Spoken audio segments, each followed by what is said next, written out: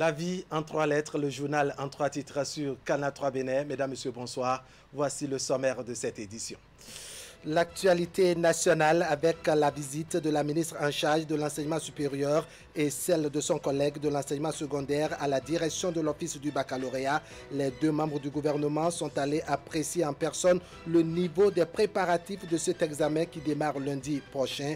Ils sont repartis avec les assurances de Alphonse Da Silva qui dit avoir tout réuni pour la tenue et la réussite de cette évaluation. Et puis, les élus consulaires de la CCIB réfléchissent depuis hier sur le modèle de développement économique à même de faire face à la crise sanitaire du coronavirus. Un forum virtuel réunissant les experts s'est tenu à cet effet par visioconférence. Clément Achadé nous vient avec plus de précision dans un instant. Dans cette édition, nous irons à Djougou pour apprécier ensemble la concurrence que livrent les conducteurs des tricycles à ceux des taxis et même des pousse-pousse. Dans cette région du Nord Bénin, les tricycles ont investi le monde des transports des biens et des personnes. Alassane Harouna nous fait découvrir leurs secrets avant la fin de cette édition. Voilà pour le sommaire. Bienvenue. Bonsoir à tous. L'examen du baccalauréat, c'est pour le lundi 20 juillet et les acteurs impliqués dans son organisation s'affairent de fort belle manière. Hier vendredi, la ministre de l'Enseignement supérieur et de la Recherche scientifique et son collègue en charge de l'enseignement secondaire étaient à l'office du baccalauréat pour prendre les nouvelles. Le point de leur descente avec Idriss Boukari. 2 visites en un mois à l'office du baccalauréat. Les ministres Maouyan Kako des enseignements secondaires, techniques et de la formation professionnelle et Eleonore Yahi de l'enseignement supérieur et de la recherche scientifique viennent une fois encore aux nouvelles à quelques jours du démarrage du baccalauréat session de 2020. À la faveur de cette séance de travail, le professeur Alphonse Da Silva a fait le point des préparatifs et rassure qu'aucune difficulté ne pourrait agir sur la bonne organisation de cet examen national. Nous sommes fin prêts. Il ne me reste qu'une dernière partie, puisque c'est moi-même qui saisis en braille les feuilles de carton de composition des embryons. Et tout ceci va finir aujourd'hui. Hier, j'ai rencontré les superviseurs avec les consignes que vous nous avez adressées. Et tout ceci, ils sont prêts pour rien de centre. Cette année, nous avons renforcé la coopération avec les partenaires sociaux de tous les ordres, même du primaire. Parce que dans le secrétariat, il y a les enseignants du primaire pour que le bac soit une question nationale. Des assurances qui réconfortent les ministres visiteurs. Comme les autres examens scolaires, le gouvernement n'a pas lésiné sur les moyens afin que le baccalauréat 2020 se tienne dans de meilleures conditions. Le contexte appelle aux nouveaux défis. Et dans ce contexte, le gouvernement, surtout avec le chef de l'État, a dit qu'il est hors de question d'observer une année blanche. Tout a été mis en œuvre pour que nous n'ayons point une année blanche.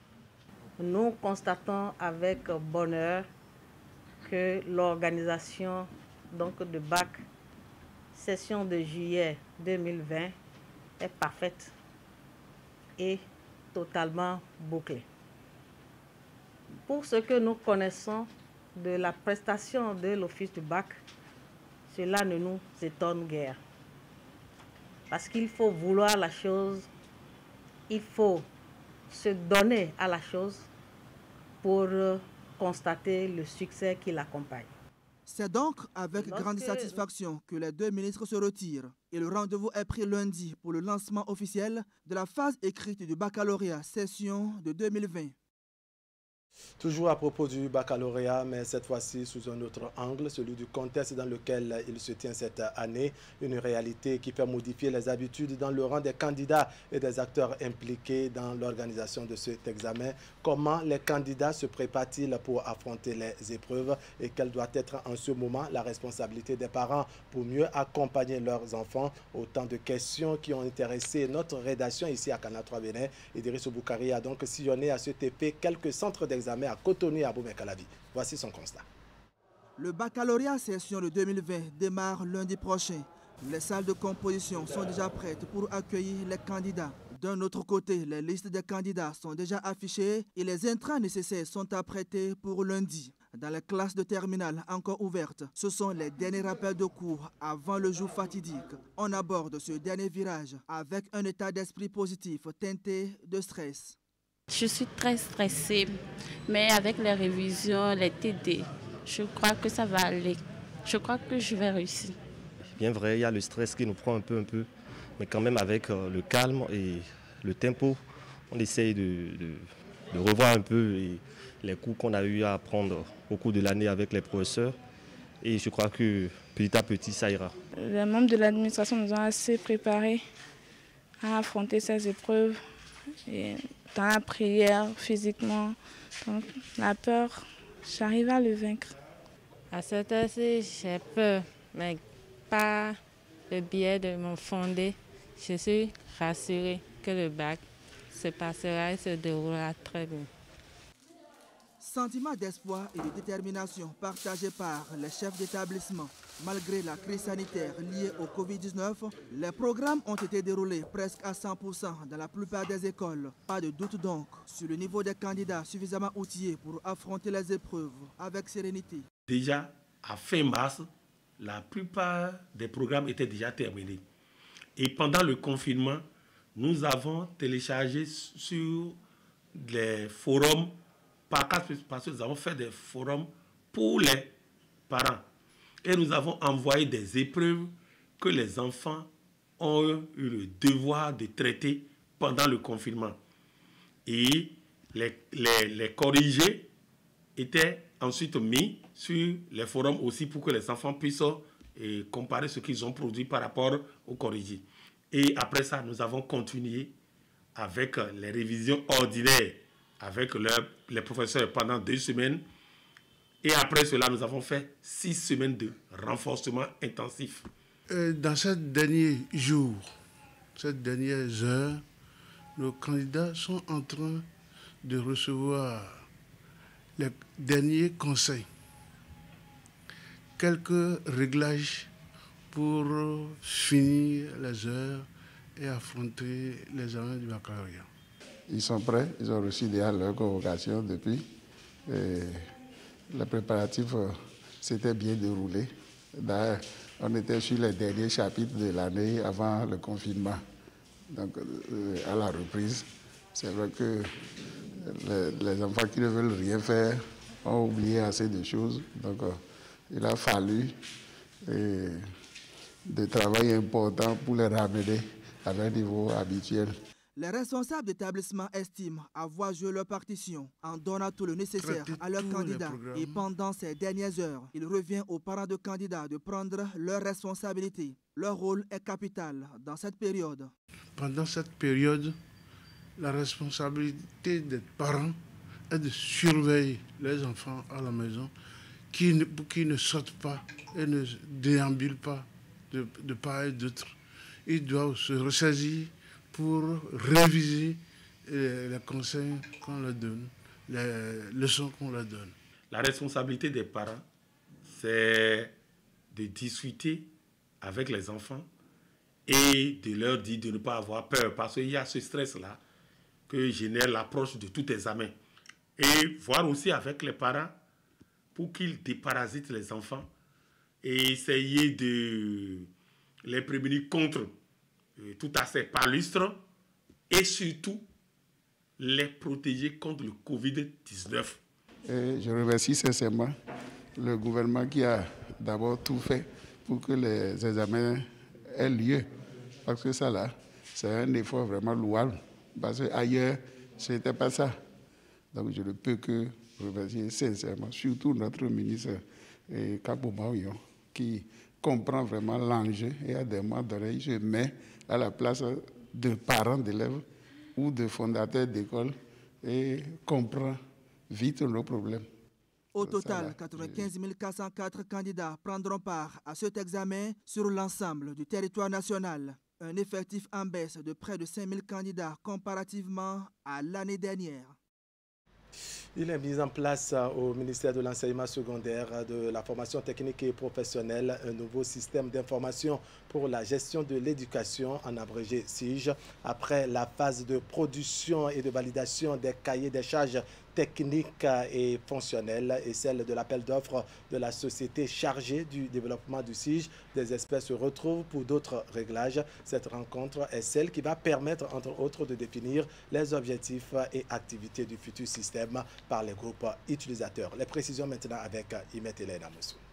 L'atelier regroupe des experts nationaux et internationaux. Ils ont été invités pour l'élaboration du plan de communication interne au ministère des Enseignements secondaires, techniques et de la formation professionnelle. De ce plan dépend la réussite de la mise en place et l'appropriation par les utilisateurs du nouveau système d'information pour la gestion de l'éducation SIGE. C'est un ensemble de ressources humaines, de techniques qui sont mises en œuvre pour la collecte des informations, le traitement des informations, la diffusion de l'information à travers une plateforme intégrée qui est développée au sein de notre ministère. Il y a déjà un système d'information ici au ministère, mais il n'y a pas encore les interfaces. Donc on va essayer de faire en sorte que tous les outils qui existent au sein du ministère puissent communiquer, mais aussi avoir des interfaces avec l'extérieur, par exemple avec la fonction publique, mais aussi avec le MAMP ou avec l'enseignement supérieur. Depuis plusieurs mois, le gouvernement a sollicité l'appui de l'Agence française pour le développement AFD en vue de renforcer, améliorer et perfectionner le système d'information pour la gestion de l'éducation. Le cahier des charges techniques et fonctionnelles du SIGE ayant été produit et validé, un appel d'offres est en cours de lancement afin de recruter la société de services qui sera en charge du développement du SIGE. Cet atelier est organisé pour, entre autres, définir les objectifs et activités du futur SIGE par groupe utilisateur en vue de la communication auprès des différentes parties prenantes du projet, de réfléchir sur les outils possibles et les séquençages de la communication à mettre en place tout au long du projet pour lever les réticences au changement. Une fois que ces inquiétudes auront été identifiées, il va être nécessaire de communiquer autour de ces inquiétudes pour justement venir potentiellement aplanir les résistances qui pourraient apparaître. Il faut rappeler que c'est le projet soutien à l'enseignement secondaire SENS qui se charge de la réalisation du nouveau SIGE. Le SENS pilote également depuis plusieurs mois la construction de 700 salles de classe dans 6 départements du pays, la mise en place du cadre normatif ainsi que la réalisation de cartes scolaires dans les 12 communes pilotes choisies sur le territoire national. Dans le cadre du financement de 2 milliards de francs CFA accordés par la France via l'Agence française de développement au plan de riposte sanitaire du Bénin, un lot d'équipements d'urgence et de réanimation a été remis au ministère de la Santé. C'est une action mise en œuvre par l'Agence de coopération belge ENABEL et qui vise à appuyer le gouvernement dans ses efforts quotidiens. Les détails avec Asiongon Kanya Asiongon et Eder Mpevi. Ce sont les premiers équipements d'urgence que réceptionne le ministère de la Santé dans le cadre du financement de 2 milliards de francs CFA accordés par la France. À l'occasion, le ministre de la Santé, l'ambassadrice de la France et les représentants résidents de l'Agence française de développement et d'ENABEL, agence de coopération belge. Plusieurs matériels sanitaires composent ce premier lot pour la riposte contre la pandémie de Covid-19. Et c'est donc dans le cadre de cette réponse à la crise Covid que ce matériel a été acheté et remis aujourd'hui officiellement au ministère de la Santé pour être déployé à Alada notamment, bien sûr à Cotonou, mais aussi à Parakou, là où se situent les cas les plus graves, puisqu'il s'agit de matériel destiné à pouvoir aider les malades du Covid, les malades dans des situations graves, puisqu'il s'agit là de traiter des détresses respiratoires principalement.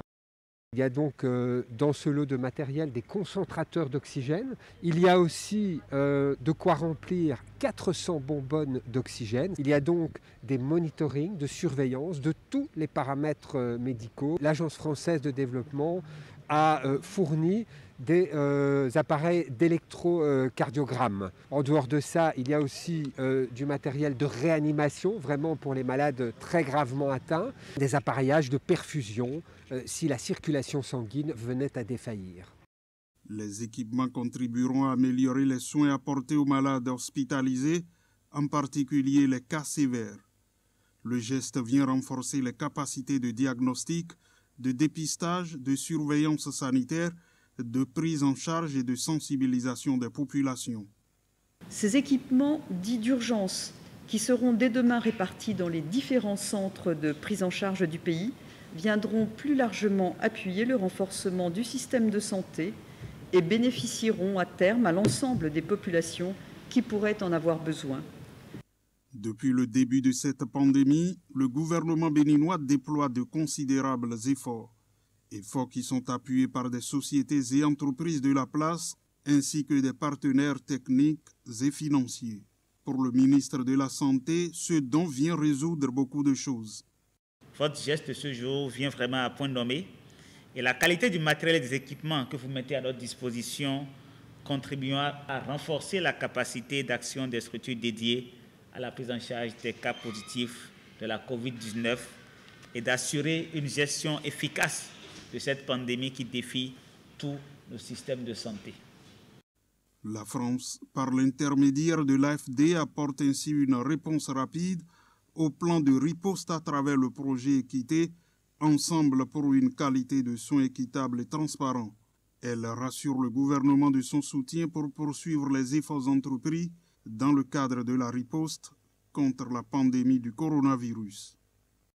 Quel modèle de développement économique pour faire face à la crise sanitaire du Covid-19? La question a fait l'objet de réflexion au cours d'un forum virtuel organisé par la Chambre de commerce et d'industrie du Bénin. Les échanges des experts par visioconférence ont porté sur le thème « Les perspectives pour le secteur privé du Bénin après la crise Covid-19 ». Les précisions avec Clément Adjadé. Les impacts socio-économiques de la pandémie du Covid-19 sur l'activité des acteurs du secteur privé sont amers et les opérateurs économiques veulent trouver des solutions durables afin de s'adapter au nouveau paradigme que leur impose désormais la crise sanitaire. Pour ce faire, la CCIB, en collaboration avec les organisations patronales, organise ce forum virtuel sur les perspectives pour le secteur privé du Bénin après la pandémie du Covid-19.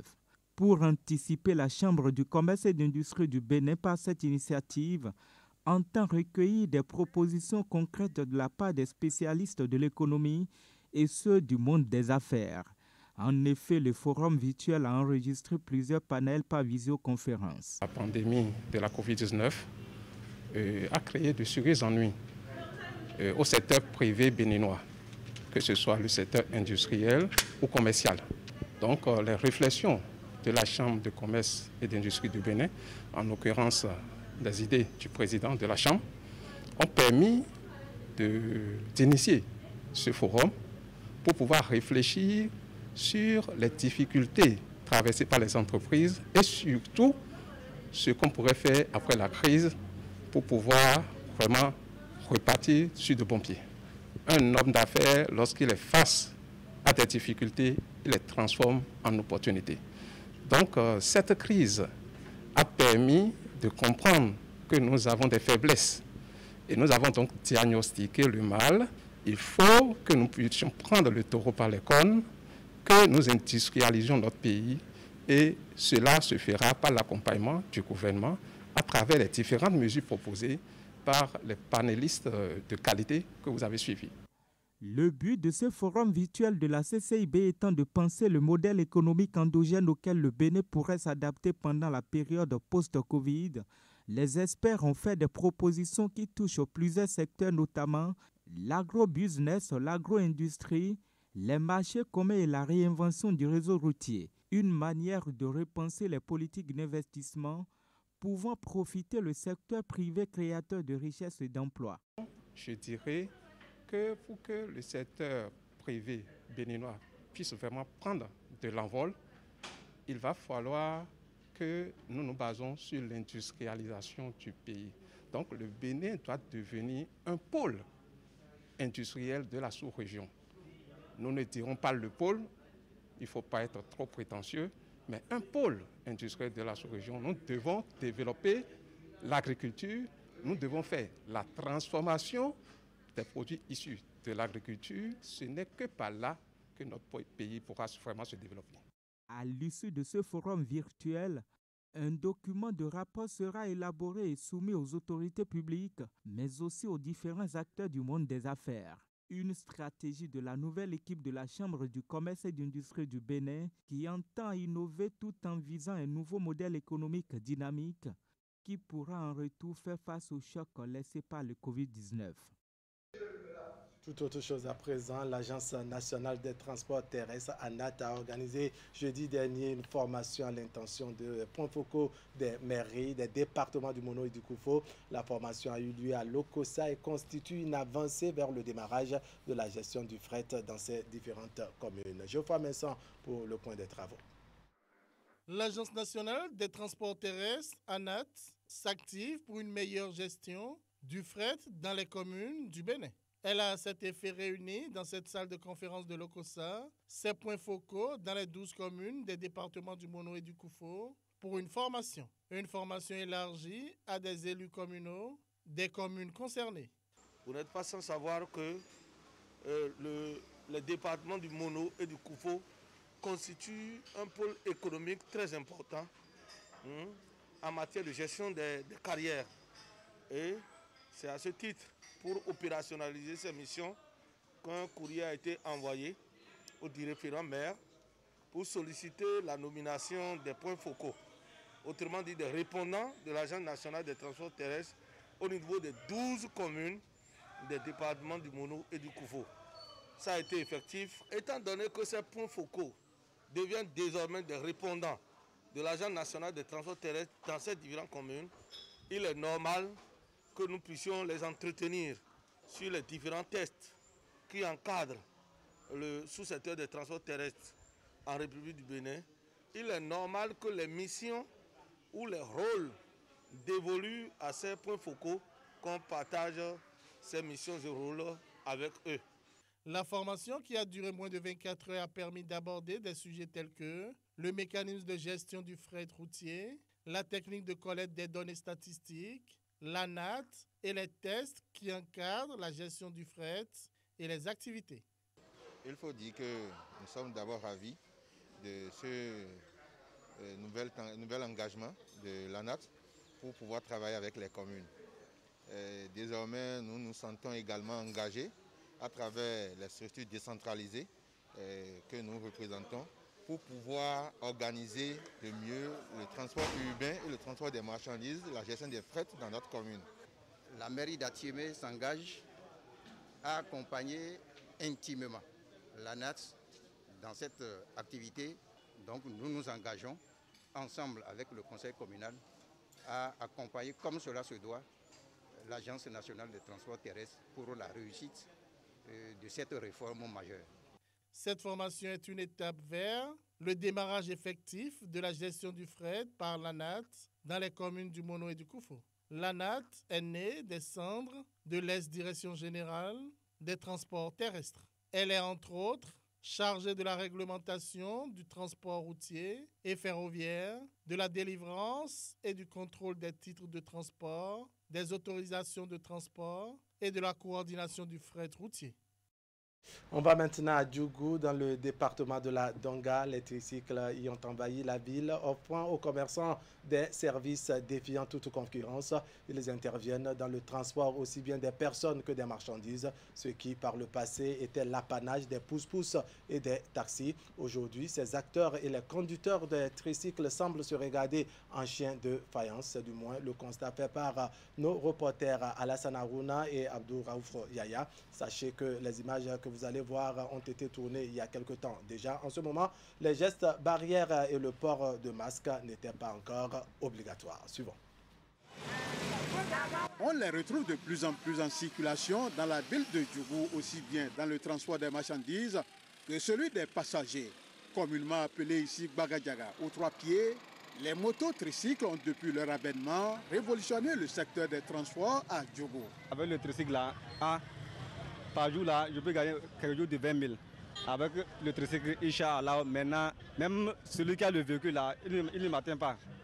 Avec l'économie que je vois dans le tricycle là. Ça veut dire le tricycle là, ça donne maintenant plus que le véhicule même. Parce que dans le tricycle, on ne peut pas lui demander quelque chose. Les personnes sont périmées, il faut faire l'assurance, il faut faire tout, il n'y a pas ça dans le tricycle. Intermédiaire entre les engins à deux roues et les véhicules, Le tricycle est de plus en plus adopté par certaines commerçantes à plusieurs occasions et pour diverses raisons. L'avènement aujourd'hui des tricycles pour faciliter le déplacement de nos biens est la bienvenue, puisque cela permet d'avoir un certain nombre de sérénité en matière de déplacement de nos marchandises, puisque la plupart nous allons souvent dans les marchés et le seul moyen de pouvoir faire déplacer nos biens, on ne peut pas le faire techniquement par nous-mêmes. Il va falloir solliciter, disons, ceux-là qui en possèdent autrefois les pousse-pousse qui aujourd'hui travaillent avec des tricycles pour faciliter le déplacement de nos biens vers nos magasins. Les tricycles sont plus avantageux pour nous que des pousse-pousse parce que lorsque nous avons plus de colis, déjà à 3 à 5 colis déjà, les pousse-pousse ne peuvent pas nous rendre service. Et encore avec les pousse-pousse, c'est encore plus cher que les tricycles. Lorsque nous prenons des tricycles, c'est très moins cher, c'est très avantageux pour nous. En un seul voyage, ils peuvent nous ramasser tout le colis que nous possédons. Et également avec les tricycles, nous avons moins de pertes de nos colis. Avec les tricycles, on a l'opportunité de monter ensemble avec nos colis dans le tricycle jusqu'à la destination, ce que nous n'avons pas aux côtés des pousse-pousse. Avant l'avènement de ce nouveau moyen de transport, ce sont les pousse-pousse qui dictaient leurs lois dans le transport des marchandises en ville. Mais aujourd'hui, la donne a changé. Peu de personnes sollicitent les pousse-poussiers, première victime collatérale de l'avènement des tricycles à Diogo. Il y a les gens qui poussent le pousse-pousse pour m'allier, pour faire tout. Maintenant, nous sommes entrés dedans, il y a les 3 pieds, même colis, il n'y a pas pour un colis même à pli. Maintenant, il n'y a rien. Depuis matin, je suis sorti, même colis, je n'ai pas pris. Je suis là pour s'asseoir seulement. Avant, mon papa, il fait le travail de pousse-pousse. Par jour, il gagne quelque chose de 15 000. Bon, maintenant, comme le tricycle est venu, il a arraché le marché complètement. On ne trouve même pas ce que l'homme va faire maintenant pour trouver 1000 francs dans pousse-pousse. C'est difficilement, on arrive à trouver les 1000 francs. Autrefois pourvoyeur d'argent pour leurs conducteurs, aujourd'hui le pousse-pousse n'est plus rentable à cause des tricycles. Ne sachant plus à quel sens se vouer, certains pousse-poussiers se sont reconvertis dans d'autres métiers, d'autres par contre ont quitté la ville pour une aventure incertaine. Même moi, j'ai parti en aventure en Algérie pour aller travailler là-bas. Là-bas, ça ne marche pas. On prend nous pour le fourrer pour retourner au pays. Djouka maintenant, voilà, avec mes amis, on ne trouve pas le travail. Si tu n'as pas de moyens pour acheter Kwajaga, si tu ne trouves pas l'argent, c'est très difficile pour nous. On ne sait pas comment on va faire. On a des prêts de famille. On ne sait pas comment on va faire pour gagner la vie. Au-delà du transport des marchandises qui est frappé de plein fouet par l'avènement du tricycle, celui des passagers l'est également. Très sollicité dans le transport interurbain des passagers et même des marchandises, les mototricycles ont supplanté aujourd'hui les taxis interurbains au grand désarroi de leurs conducteurs qui ne savent plus à quel sens se vouer. Ils sont contre nous, quoi. Les tricycles et les cars et autres, ils prennent les passagers. Or qu'avant, nous prenons les passagers pour manger. Maintenant, on ne trouve plus les passagers. C'est ça qui fait qu'on prend les bagages. Nous sommes à la place des pousse-pousse maintenant. Parce que même si tu sors, tu gardes ton véhicule du matin jusqu'au soir, tu ne peux trouver au moins aucun passager. Et après, on va dire qu'il y a un bagage que tu peux amener à tel endroit pour trouver quelque chose à manger. C'est ça qui nous amène à prendre les bagages. Effectivement, c'est nous qui amenons les bonnes dames au marché. Et avec l'avènement maintenant, on a constaté que c'est les tricycles qui prennent nos passagers maintenant. Parce que les tricycles sont faits pour prendre les bagages et non les passagers. Maintenant, nous-mêmes, les taximans, c'est difficilement que nous arrivons à trouver les passagers. Parce que comme les tricycles ont mélangé le pédale dans notre secteur, vraiment, on a beaucoup de souffrance pour gagner les passagers.